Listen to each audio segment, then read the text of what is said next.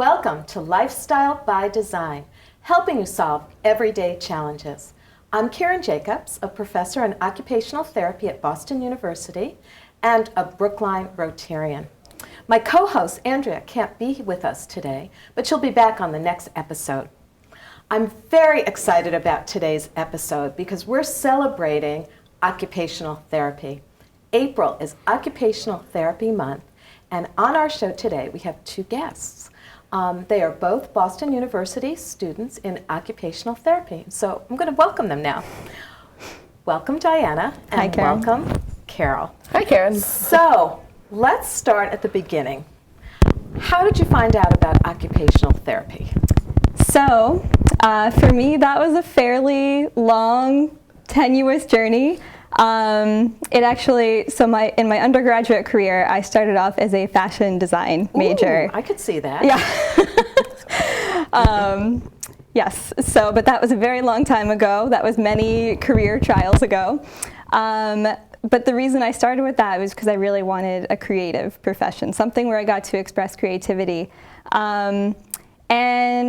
I don't know, maybe 3 years after that, I thought I was going to be a medical doctor. So, wow, those were kind of different. Yes, just a little bit.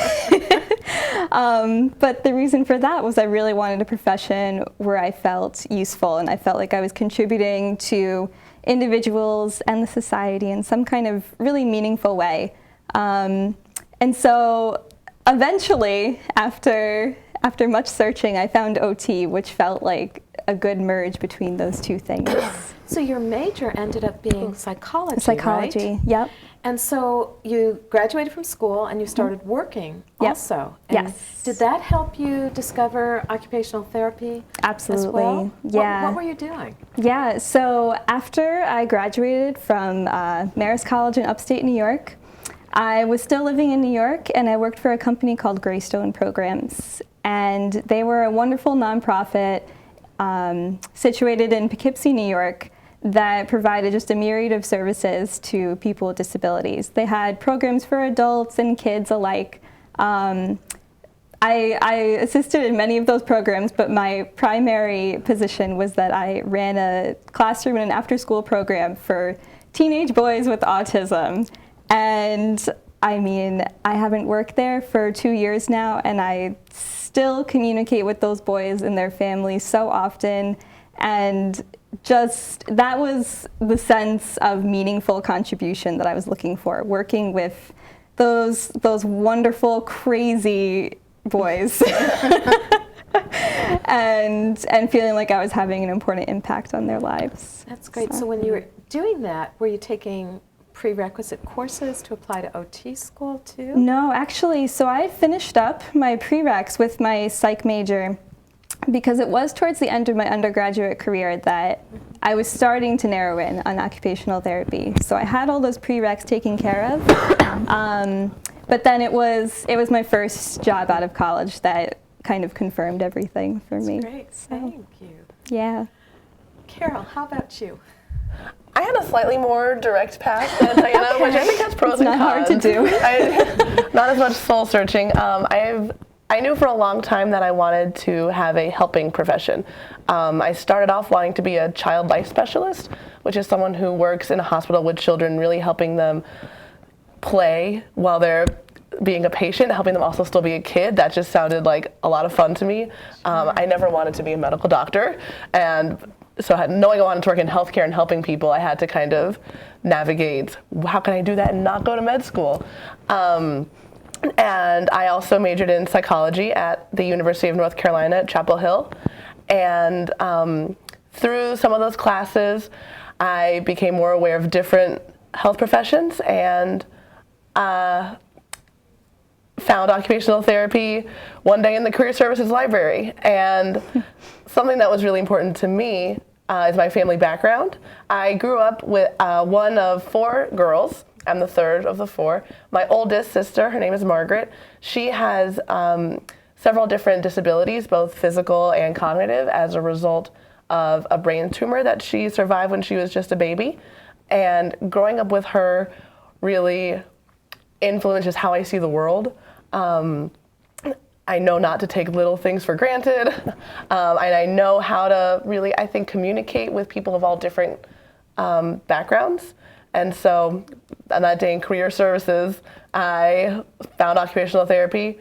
It rang a bell in my head, and I was like, I think Margaret had occupational therapy.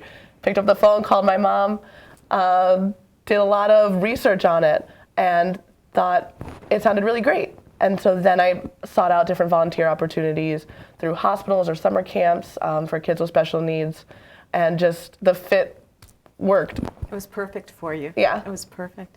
So when Margaret was growing up, you said that she had some occupational therapy. She did. Yeah, do you recall any of that at all? I remember an OT would come to our house when I was very young. Margaret is 5 years older than I am. And what I remember most is my mom is a hero and a champion. She worked very hard to raise 4 girls, and my dad. My dad would work and my mom would drive us all over the place. And I remember a lot of being in the car with my mother going to therapy. And my mom actually, she had positive and negative thoughts about physical therapy, occupational therapy, speech. Margaret didn't have speech for very long though.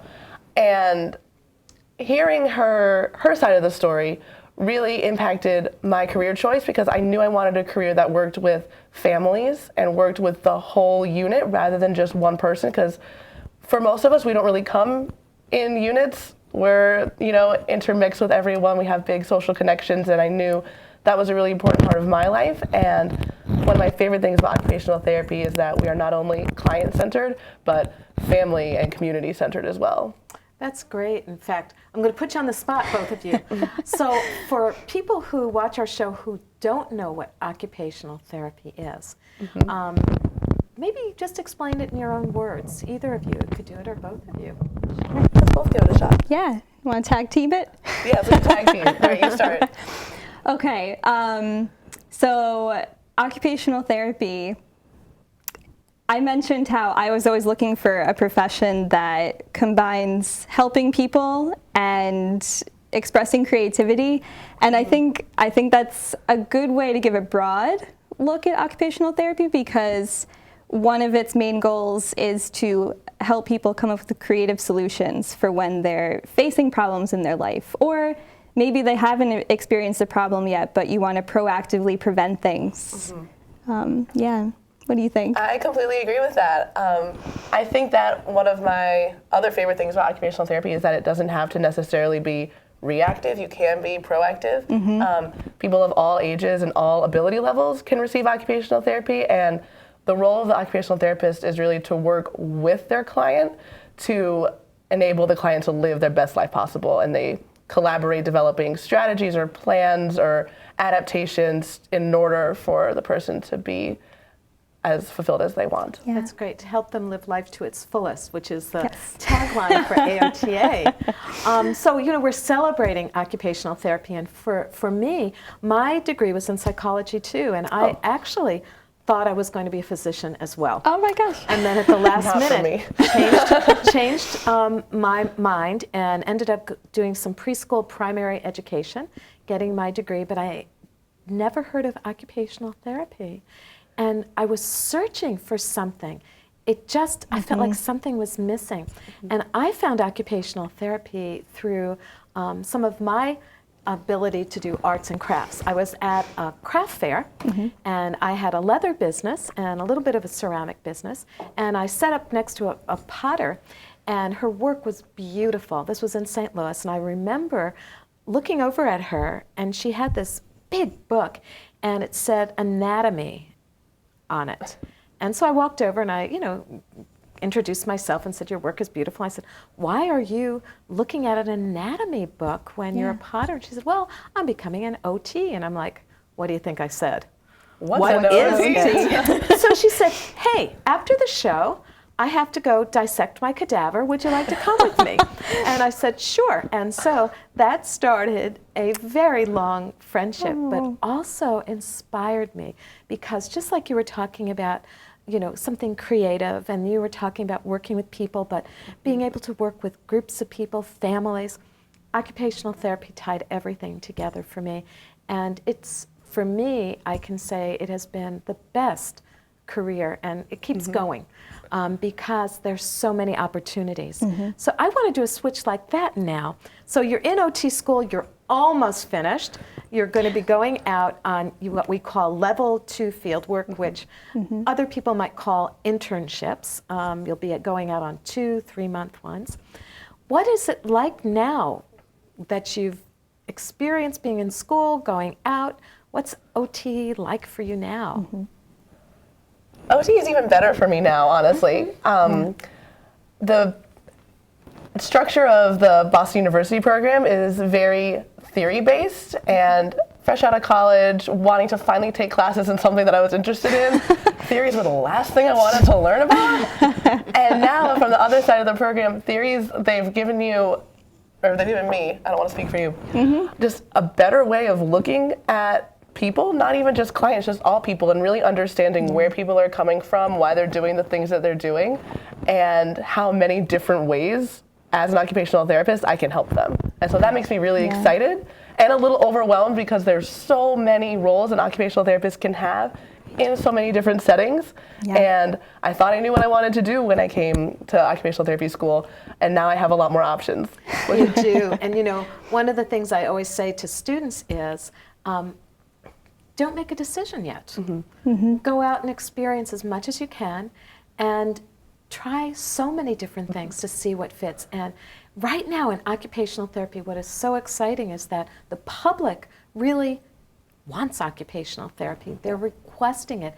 And it is a great field to go in. We're one of the top 10 professions to go into in the United States. So we're seeing so many people wanting to go into it. So for you, you know, maybe you'll blaze the trail for being primary care, OT and primary care, maybe in an OB/GYN's office. I'm just making that up, but who knows, you know.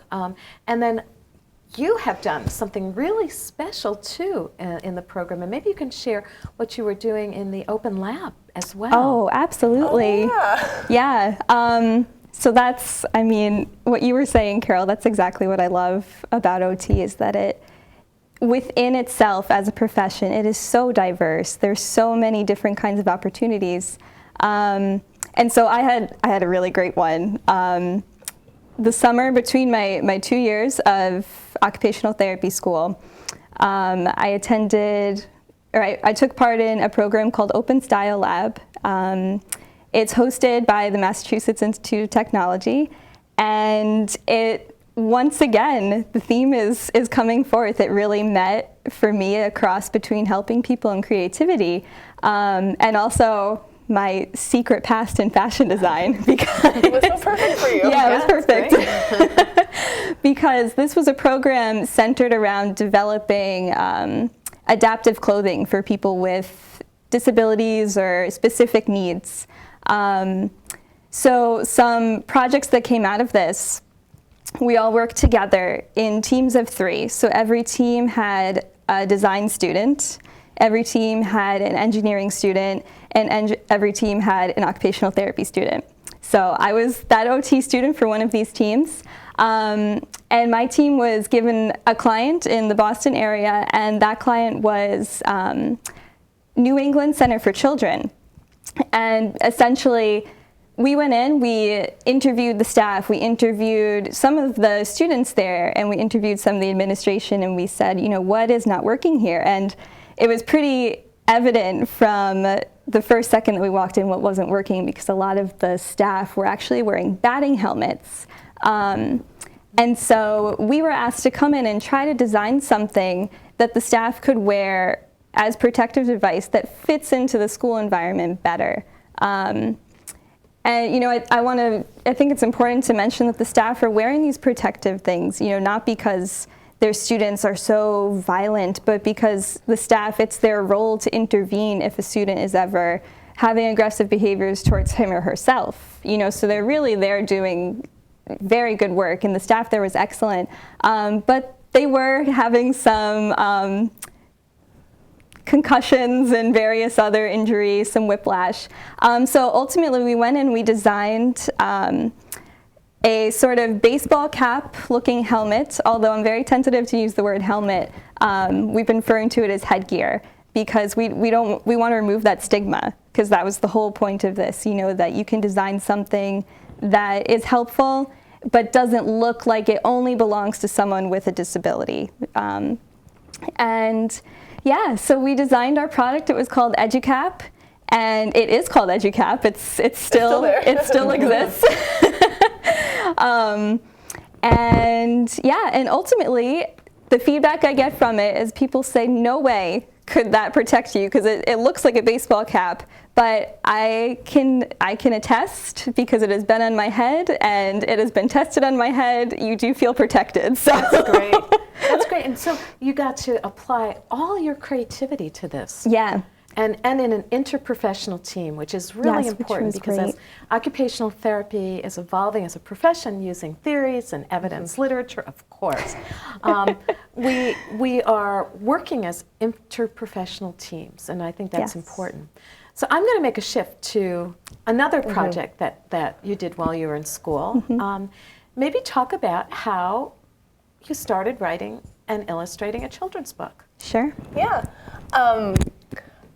Reading and literature have always been just a side passion of mine. I never thought I had the talent to become a writer, but it was always just a little pipe dream I had. And then actually at your open hours, Karen opens her lovely apartment every Wednesday night to students at Boston University. And it was either the first or second week of class. And I saw a bunch of children's books on your coffee table with your name on them and other former students. And I picked them up and I sat down unknowingly next to Diana and just started flipping through them and being like, this is what I want to do. It combines occupational therapy, my chosen profession, with something I've always been passionate about but never thought I could do. And so Diana and I are flipping through the books, and I said, I've always wanted to do this. And she says, well, I'm an illustrator. I've always wanted to draw a book. Yeah. And so I signed up to meet with you. That feels like forever ago. And you asked me what I would want to write about. And that was a very big question. And I realized that what I would want to write about is a story about a family like mine who, growing up with a sibling with disabilities, you don't always get to do all the things that other families get to do. And a lot of times when you try and participate in your community, you're not always accepted. People tend to stare at you, and it's not even just kids. Mostly it's just kids, and that doesn't bother me because they don't know. But a lot of times it's people who should really know better. And I wanted to address the idea of inclusion, and people who have disabilities are really just people, and they have a right and the ability to do the things that they want and need to do. Absolutely. And I thought a children's book was a great tool to address that issue, because if you can prevent a stereotype from developing at a young age, then when those children become adults, the world will be a more inclusive environment. So you and I bounced several ideas back and forth, and we wound up deciding on a story where a family with two girls, so not as big as my family, one sister who has a disability and one who doesn't, they take a trip to the beach and they meet their friends who are also sisters, and neither of them have a disability. And the two sets of sisters engage in the same activities. One looks slightly different than the other, but the activity is really in the end the same. Everyone has a good time, and by the end of the story, there's really no acknowledgement of the disability at all, and all the girls are playing together. That's a beautiful story. Yeah. Thank you. It's absolutely beautiful. And we have some photos of your family, too, that we'll show in just a little bit as right before we read the story. Yeah, we were able to use my mother. I'm talking about her a lot. She got very excited when I told her what I was doing and found pictures from our childhood of me and my sisters. That's Margaret, and that's my youngest sister. That's a very old picture of us.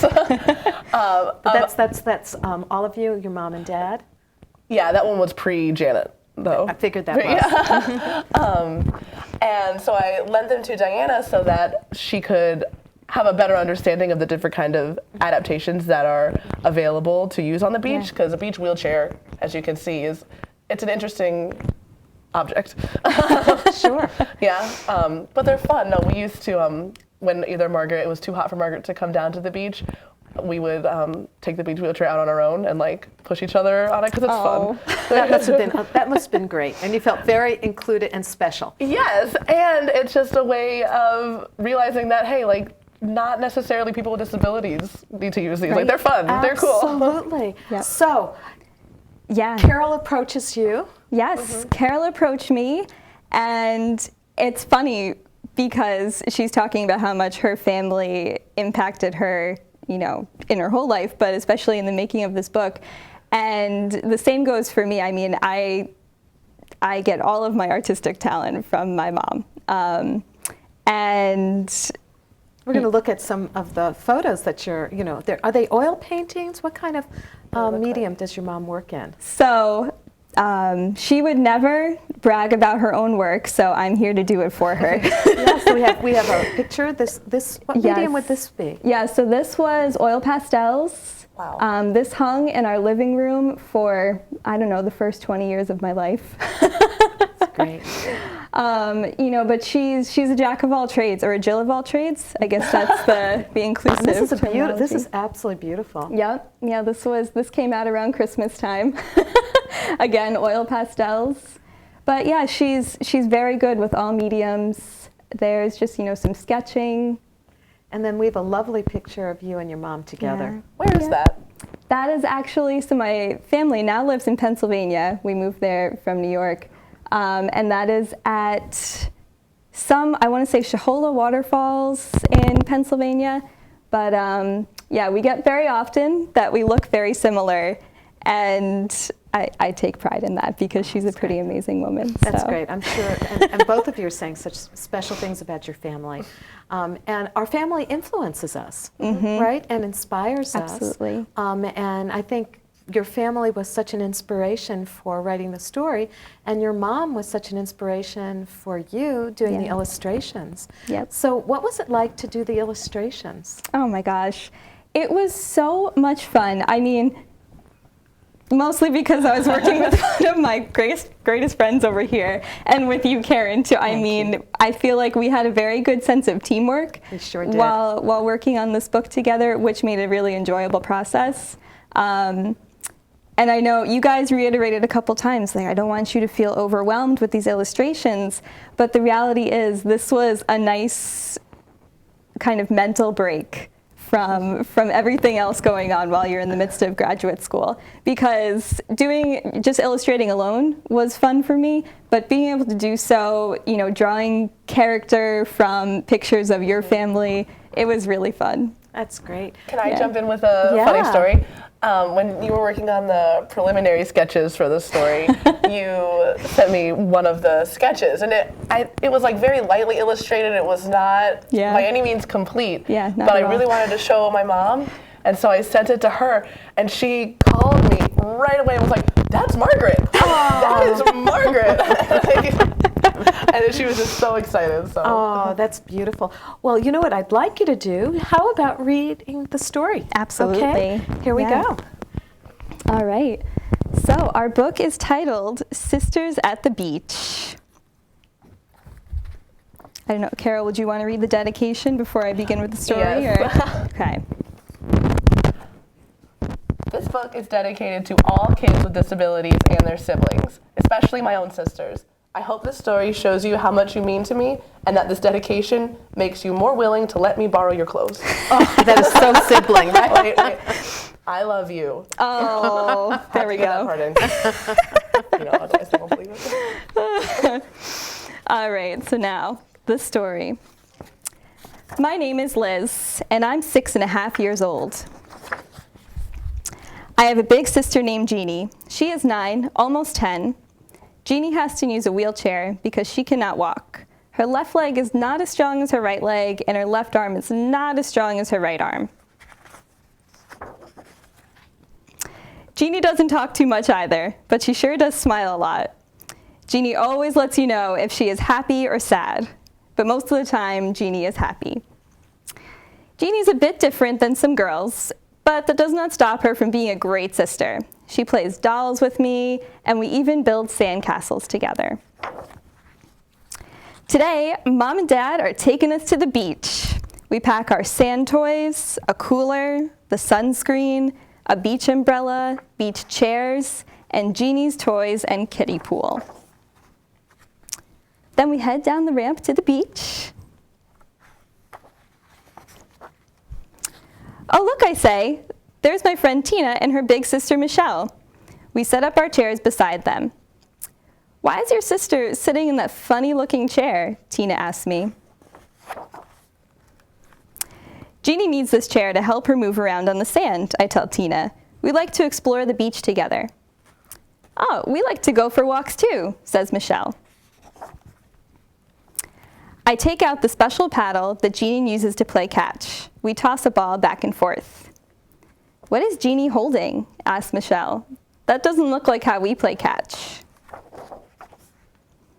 Jeannie's occupational therapist showed us how she can play catch with only one hand, I explain. She hardly ever drops the ball now. Michelle drops her ball on the ground by accident. I sure could use a paddle like that, she laughs. I go to the cooler and get some snacks. I take a juice box for me and a sippy cup for Jeannie. We eat grapes and drink our juice together. Tina and Michelle drink out of water bottles. Jeannie is as old as Michelle, Tina says. Why does she use a sippy cup? Jeannie drops her cup on the sand, and because it is a sippy cup, her juice does not spill. She picks it up and just keeps on drinking. Oh, cool, Tina and Michelle say together. I can tell they are starting to understand Jeannie just like I do. It feels very hot outside. We decide to go swim in the ocean. Jeannie and I sit at the edge of the water so the waves can splash off our legs. Tina and Michelle swim out far in the water, so I ask if they want to play with Jeannie and I. They swim over to us. Jeannie splashes Tina. Michelle splashes me. We all play in the ocean together. It's time to build a sandcastle. Jeannie digs a hole for sand. Tina puts the sand into a bucket. I flip the bucket over, and Michelle lifts it up. What a lovely castle, says my mom. Let me take a picture of these four sisters playing together. Oh, beautiful story. And you know what's really special about the story too, I think, is just your passion for sharing your family's love for each other. Yeah. And the inclusion. And every bit of that passion comes out in your illustrations. We had somebody read this book for the first time and said that tears came in her eyes. It was just so special, and I feel that way. It has been such a joy working with both of you on this story. And you know, I love having children's books written and working with students because we try to convey a message, and part of it is also to help people better understand what occupational therapy is at a young age. And in the book, there's a glossary, and there's some words there to help people better understand some of the equipment that was in the book as well. So we're going to have to wrap up, but it was such a joy having both of you on to celebrate Occupational Therapy Month, but also just, you know, to have the pleasure of being excited about sharing an experience together. And it's been such a joy. So thank you. Likewise, both. thank you. Karen. Thank you. Really. So thank you for joining Lifestyle by Design. You can learn more about the show by going to Brookline Interactive Group, BIG, and we hope you'll stay tuned to other episodes in the future. And please celebrate Occupational Therapy Month.